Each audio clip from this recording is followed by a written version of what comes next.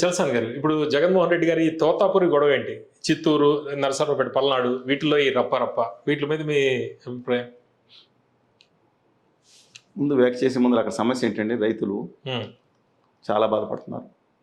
ఈ దేశంలో ఉత్తరప్రదేశ్లో కూడా మామిడి ఎక్స్పోర్ట్స్ ఉండొచ్చు, కానీ ఆంధ్రప్రదేశ్ నుంచి ఈ పల్ప్ చాలా ఫేమస్ అండి. దాంట్లో మా ప్రాంతం నుంచి వచ్చే కోస్తారాలో ఉన్న దగ్గర నుంచి బంగినపల్లి, లేకపోతే చిన్న రసాలు, పెద్ద రసాలు, ఇవన్నీ కూడా జ్యూస్కి ఎక్కువ టైము అది ఉండలేవు. కానీ తోతాపురికాయలు ఆ రోజు ఏదైతే బ్రిటిష్ టైం నుంచి తర్వాత డెవలప్ అవుతూ వచ్చినాయో అది పల్ప్కి ఉపయోగపడుతుంది. పల్ప్ ఎక్స్పోర్ట్ చేస్తూ ఉంటారు. రేటు బాగా పడిపోయింది కదా. అంటే ఏం జరిగిందంటే అండి, ఉత్పత్తి ఎక్కువ మొత్తం రాష్ట్ర ప్రభుత్వం మీద పెట్టేశారు. అబ్సల్యూట్లీ నాట్ కరెక్ట్ అండి. ప్రభుత్వాలు మారుతున్నప్పుడు ఈ పచ్చి వ్యాపారస్తులు, నేను చాలా క్లియర్గా ఇస్తాను మీకు, ఒక రైతు తన కష్టపడి సంవత్సరం పాటు చూసుకుంటే 3 నెలలు 4 నెలలు పోతూ వచ్చే అంత ముందు కూడా జాగ్రత్తగా చూసుకుని ఆరంభాలు కష్టపడి రాత్రి భాగంలో కష్టపడి దాన్ని ఒక బిడ్డ కింద పెంచిన సందర్భంలో ఆ కాయలు వస్తూ ఉంటే అతనికి వచ్చే లాభం అనేది, సంవత్సరానికి వచ్చే లాభం ఎంత ఉందో దాని రెట్లు మీడియాలో బ్రోకర్లు తినేస్తున్నారు. జరుగుతుంది. టమాటో కానీ ఇది కానీ ఏమైందంటే అక్కడ దీంట్లో అక్కడ వ్యాపారస్తులందరూ ఎక్కువ మంది పెద్దిరెడ్డి రామచంద్రరెడ్డి గారి బ్యాచ్ అని లిస్ట్ ఇచ్చారు. అందులో 27 ఫ్యాక్టరీలు ఈ సంవత్సరం ఓపెన్ చేయలేదు. ఎందుకంటే క్రితం సంవత్సరం ఏమైందంటే ఎక్కువ కొనేశారు, నిల్వలు ఉన్నాయి. నాకు తెలిసి నేను రైతుతో కూడా మాట్లాడాను, నిల్వలు ఉన్నాయి. పాజిటివ్ నేను 2 సైడ్లు మనం విశ్లేషించాలి. ఏదో ఒక సైడ్ తిట్టుకుంటే మనకి ఉపయోగం, ప్రజలకు ఇదే అలవాటు అయిపోయింది కొంతమందికి. అటు సైడ్ కానీ ఇటు సైడ్, ఆ గట్టిని గట్టి ఉంటే తిట్టుకోవాలి. ఇది 1,500,000 వ్యూస్ వచ్చేస్తాయి. మీరు మనం చెప్తున్నారు. అక్కడ ఆ రైతులకి ఏం జరిగింది అండి, ఇప్పుడు టమాటా రైతులు జరిగిన అందరూ పట్ల మనం సాపేక్షంగా చూడాలి. వాళ్ళని ఎవరికి ఎంఎస్పీ లేదు. ఇవాళ రాష్ట్ర ప్రభుత్వం 4,000 రూపాయలు టన్నుకి సబ్సిడీ ఇస్తామని ఫ్యాక్టరీ చెప్పింది. ఇస్తుంది కూడా, కొంత లేట్ అయి ఉండొచ్చు. కానీ అది కూడా కాకుండా మినిమం 6,000 పెట్టి కొనమని చెప్పి సంస్థలకి 12,000 అయితే మినిమం ఉండాలంటే 8,000 ఉండాలి. 15,000 కనీసం ఇవ్వండి అని రైతుల యొక్క కోరిక. అంటే కేజీకి 15 రూపాయలు, అంటే మన టన్ను లెక్కన మాట్లాడుతున్నాం. అది 10 రూపాయలు కేజీకి ఇచ్చినా రైతులకు ఏదో వస్తుంది. కానీ 1000 లారీలు అక్కడ నిలబెట్టండి. పోలీస్ ఇన్స్పెక్టర్ చెప్పాడు 2 లారీలు లోపల పంపించడం. వాళ్ళు 1,00,000 మా కాయలండి, మా కాయలు పడైపోతాయి కదా, 5 రోజులు అయితే ఎంత పడేస్తారు రోడ్ల మీద. అది కావాలని వేరే వాళ్ళు చేశారని చెప్పి పడాల్సిన పరిస్థితి అది కూడా ఉంది. వేరే సంగతి ఆ రోజు జరిగింది వేరు.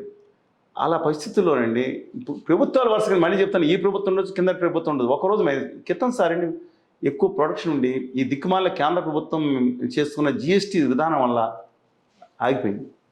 ఎలాగంటే పల్ప్ ఎక్కువ ఉంటే అంటే ఎక్సైజ్, మనకి పల్ప్ ఎక్కువ తింటే మనం మంచిదేమో కదండి. జిఎస్టీలో దుర్మార్గమైన ప్రక్రియ నడుస్తుంది. 10% పల్ప్ ఎక్కువ దాటితే డ్రింక్ అంటానికి వీలేదు. ఈ కోణం వల్ల వాళ్ళు జిఎస్టీ వేయటం వల్ల సేల్స్ మందగించింది, మొత్తం తీసుకోలేదు. పల్ప్ క్రితం సంవత్సరం నిలవ ఉండిపోయింది. వాళ్ళు అనేది వ్యాపారస్తులు కానీ ఫ్యాక్టరీ వాళ్ళు అనేది ఏంటంటే పల్ప్ అనేది నిలవ ఉండిపోయినప్పుడు మళ్ళీ తీసుకుని ఏం చేసుకుంటాం, ప్రొడక్షన్ ఎక్కువ వచ్చింది అదృష్టవశాత్తు ఏం చేసుకుంటాం. దీంట్లో ఉత్తరాది వ్యాపారులు కొంతమంది ప్రవేశించి పిచ్చి అద్దలారా మీరు కొట్టుకుంటారంటే కార్టెల్ పెడదామన్నారు. ఈ కార్టెల్ ఒకటి కంట్రోల్ చేస్తుంది, చాలా ప్రమాదకరంగా. ఈ కార్టెల్ వాళ్ళ చేతిలోకి వెళ్ళిపోతే వాళ్ళు రాష్ట్ర ప్రభుత్వం అడుగుతున్నాను, మీకు టమాటాలు కానీ ఇవి నిద్రపోతున్నాయండి, గాడిదలు కాస్తున్నారు మీరు అందరూ. ఇవాళ ఒక పాలకుడు ఉండొచ్చు, అంతకుముందు పాలకు గాడిదలు కాశారు ఒక్కొక్కళ్ళు. ఒక మంచి మార్కెటింగ్ వ్యవస్థ, ఫారిన్ ఎక్స్పోర్ట్ చేయటం కానీ మార్కెటింగ్ వ్యవస్థ కానీ ఒక అధునాతమైన ప్లాంట్ పెట్టలేరా, మ్యాంగో పాల్ ప్లాంట్. వాళ్ళు మ్యాంగో జ్యూస్ పిల్లలకి మీరు అది దాన్ని ఇవ్వలేరు, అవసరమైనప్పుడు ఓ సంవత్సరం ఇవ్వలేరా? చెప్తున్నానండి, పల్పు ఉండేది మంచిది ఉండేది ఇవ్వడానికి ఏంటి ప్రాబ్లం వీళ్ళకి? ఇవాళ ఈ టైంలో ఉండే మన బ్రెజిల్ కానీ మిగతా దేశాల్లో కూడా మామిడి పంట అందుబాటులోకి వచ్చింది. లేటెస్ట్ వెరైటీస్ అయ్యి తోతపూరి ఎప్పుడు అదో లోపం కూడా ఉందండి, ఎక్స్పోర్ట్స్ కొంచెం మందగించడానికి. కానీ ఈ జిఎస్టీ వ్యవస్థను సవరించేటట్టు కేంద్రంతో మాట్లాడలేదు పాలకులు. మేము విజిలేస్తే కేంద్రం వాళ్ళు అంటున్నారు, అది చేయాలి కదా. ఇక ఈ ఇష్యూస్ అందుకని ఫస్ట్ మన రైతుల పట్ల ఒక సానుభూతితోనూ, రైతుల పట్ల వాళ్ళు లేకపోతే మనం లేవనే విషయాన్ని అర్థం చేసుకుని వాళ్ళకి మద్దతుగా నిలవాల్సిన అవసరం ఉంది. శాశ్వత పరిష్కారం దీని గురించి ఆలోచించాలి. వాళ్ళ మనం మాట్లాడకుండా అయిపోతుంది కాదు. ఇది రెండో విషయం, జగన్ గారి విషయం. ఈయన మొన్న రప అని అటు వెళ్ళారు. ఆ రోజు వాళ్ళు రాసింది మాత్రం తప్పండి. జగన్మోహన్ రెడ్డి గారు ప్రోత్సహించేటట్టు కూడా సవరించుకోవాలి. ఆయన కూడా పూర్తిగా చదువు ఉండరు. రప అని ఒక సినిమా డైలాగ్ పెట్టడం తప్పు కాదనేది ఆయన ఇష్టం. కానీ పైన ఏం రాశారని కళ్ళు అక్కడ దాకా వెళ్ళలేదేమో. జగన్మోహన్ రెడ్డి అధికారం వస్తే రప నరుగుతాను తప్పు, ఖచ్చితంగా దాని మీద అలాంటివి ఖండించాలి ఆయన. ఈసారి పుష్ప సినిమాలో నెగిటివ్ హీరోగా కావాలనుకుంటున్నారేమో. ఇంతకుముందు ఆ పరిస్థితి లేదు జగన్మోహన్ రెడ్డి గారికి. ఆయన పాజిటివ్ అనుకున్నారు. ఎవరు నెగిటివ్ హీరోగా కావాలనుకుంటే ఆయన కూడా ఒక సెపరేట్ ఫ్యాన్స్ ఉంటారు. But that's not the idea అండి. వీళ్ళు రెడ్ బుక్ అంటున్నారు కదా వీళ్ళు. ఆయన దగ్గర డెడ్ బుక్ ఉంటుందండి, వేరే భయంకరంగా ఉంటుందేమో నేను తెలియదు, కానీ నేను చెప్తున్నాను ఆయన మామూలుగా ఉండదు ఆయన దగ్గర పరిస్థితి. ఆయన కూడా మార్చుకోవాలన్న పద్ధతి. ఎందుకంటే ఒక పాజిటివ్ నోట్తో ఆయన కూడా చూద్దామని 2019 సీట్లు గెలిపించారు. ఆయన నవరత్నాల్లో 2 తప్ప మిగతా అమలు చేసుకుంటూ వెళ్ళారు, మిగతా కార్యక్రమాలు చేసుకుంటూ వెళ్ళారు. కానీ కక్షాది పెళ్లి డైవర్షన్ చేసేసుకుని అంటే రెడ్ బుక్ వర్సెస్ రప్ప నరుకుతాం అనేది అది కాదు, తప్పండి అది సిద్ధాంతం. రెడ్ బుక్ కూడా ఆయన కొంతవరకు వాళ్ళ అమ్మగారిని అన్నదానికి ఆయన చర్యలు తీసుకున్నాను ఎవరు తప్పట్లేదు లోకేష్ గారిని. ఎవరికి లేదని మహిళలను తిడితే ఊరుకుంటారు, ఇటు కానీ 2 సైడ్లు కాదంటలేదు, ఇటు కూడా మాట్లాడుతున్నాను. అందుకని ఒకటే నా రిక్వెస్ట్ ఏంటంటే అది తగ్గించుకోవాలి. అది సమాజంలో ఇంకా మీరు ఆంధ్రప్రదేశ్ రాష్ట్రాన్ని సంక్షోభం చేసే పరిస్థితి ఉండకూడదు. కానీ జగన్మోహన్ రెడ్డి గారు నిన్న ఈ తోతాపూర్ దగ్గరికి వెళ్ళినప్పుడు ఆయన మీద 500 నిషేధం పెట్టాల్సిన అవసరం ఏంటండి? పెట్టాల్సిన అవసరం ఏంటంటే నాకు అర్థం కాదు. ప్రతిపక్ష నాయకుడు వెళ్తాడు, ఇప్పుడు మా మీద పెట్టారు 500 అంటే మీరు రెగ్యులేట్ చేయండి, పోనీ 2000 మంది పెట్టండి, మీరు రెగ్యులేట్ చేయండి. పోలీసు వదిలేశారు నిన్న. ఆయన పాపం నిన్న చూశాను బిడ్డ అల్లలాడిపోయాడని తెలుగుదేశం వాళ్ళు చెప్తున్నారు. వాళ్ళ బాధ్యత రక్షణ కల్పించాల్సింది బాధ్యత ఎవరిదండి? ప్రభుత్వానికి కదా. అంటే ఆయన పోలీసుల మీద కూడా అతి విమర్శలు చేయకూడదు.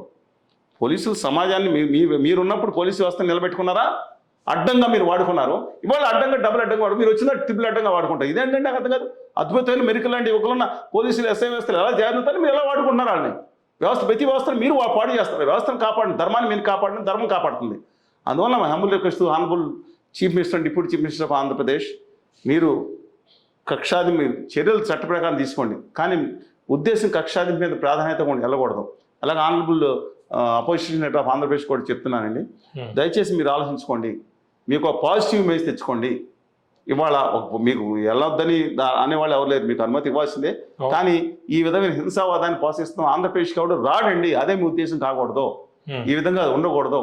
ఎవరన్నా తప్పు చేస్తే తప్పయ్యా, పోరాటం వేరు, ఈ విధంగా చేయటం వేరు అని చెప్పాల్సిన అవసరం ఉంది. అలాగే మీరు ఏదైతే రైతుల విషయం ఉందో ఒక శాశ్వతమైన పరిష్కారం మీరు ప్రకటించకుండా ఎప్పటికప్పుడు వచ్చి ఎమోషన్ రెచ్చగొట్టేసి ఇది కాదండి. మీరు మీరు అధికారంలోకి వస్తే ఈ సమస్యను ఇలా ఫ్యాక్టరీలు పెడతాను ఒక ఉందా, ఒక చర్య ఉందా? ఇలా కేంద్ర రాష్ట్ర ప్రభుత్వాన్ని ఇలా పెట్టమని అడిగారా? అంటే ఒకరినొకరు విమర్శలు చేయటం, ప్రతి విమర్శ చేయటం. ఇక్కడ అచ్చెన్నాయుడు గారు మాట్లాడతాం, అవతలేమో సెక్రటరీ గారు ఒక 67% కొన్నామంటారు, అచ్చెన్నాయుడికి 80% కొంటా అంటూ, మన మనోహర్ 90% కొంటాం. మొదలు వాటి మీరు కార్యాచరణ స్పష్టంగా ప్రకటించండి. అలాగే ప్రతిపక్ష పార్టీ రైతుల పక్షాన మనం ఉన్నామండి. Thank you.